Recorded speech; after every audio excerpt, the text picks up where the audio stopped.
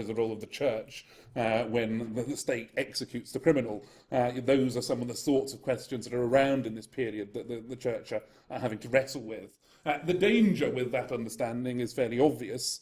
Is that it gets tied into the render to Caesar the things that are Caesar, to God the things that are God's. God is only interested in the inner and spiritual. Caesar sets the rules for the outer and the social, and the political authority then just gets free rein to shape the social world, and you lose the sense actually that the lordship of Christ is not just an inner and spiritual lordship. It's not just something that happens within the followers of Jesus and the community of the church.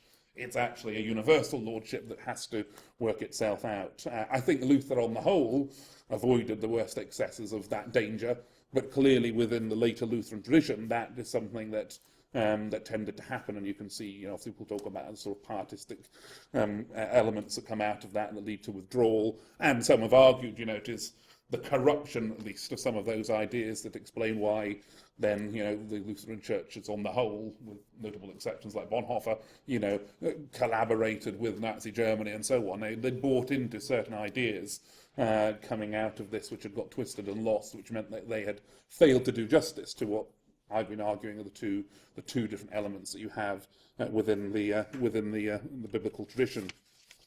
So to summarise, and then we'll have a last 10 minutes or so, 5 or 10 minutes for any further discussions. What are some of the principles then, drawing on Scripture, looking at some of the different ways in which people have tried to hold that together and express it in these different, what O'Donovan calls doctrines of the two in Christian tradition.